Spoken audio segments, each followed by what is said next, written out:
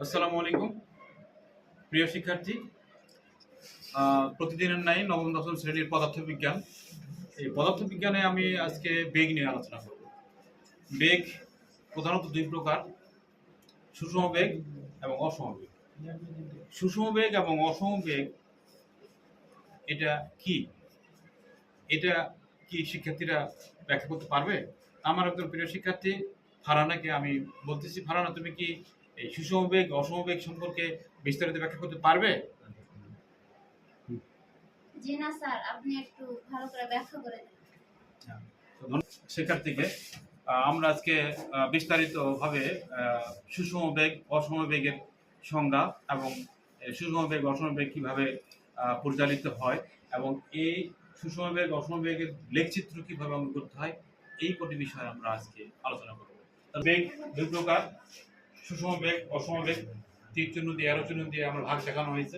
সুষম বেগের সংজ্ঞায় বলা হয়েছে কোনো বস্তুর বেগের মান ও দিক যদি অপরিবর্তিত থাকে তাকে সুষম বেগ বলা হয়। সুষম বেগ এ সমান ভিটি, এটা সমীকরণ। সুষম বেগের ক্ষেত্রে একটা আমি এই লেখচিত্র অঙ্কন করে দেখাইছি। উপরে 5 মিটার 5 মিটার 5 মিটার বেগের মান এবং দিক অপরিবর্তিত রয়েছে, তাই এটা সুষম বেগ।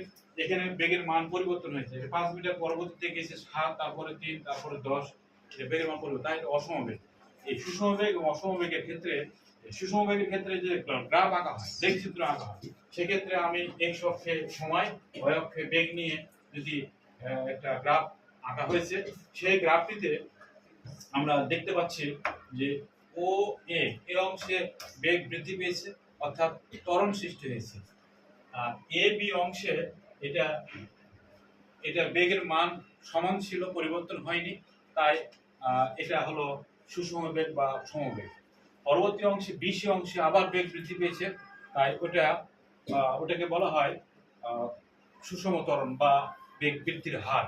তার পরবর্তী অংশে বেগ হ্রাস পেয়েছে, এটাকে মন্দন বলা হয়। ধন্যবাদ শিক্ষার্থীরা। পরবর্তী ক্লাসে আমরা আরো অন্য কোনো বিষয় নিয়ে আলোচনা করবো। সবাইকে অসংখ্য ধন্যবাদ।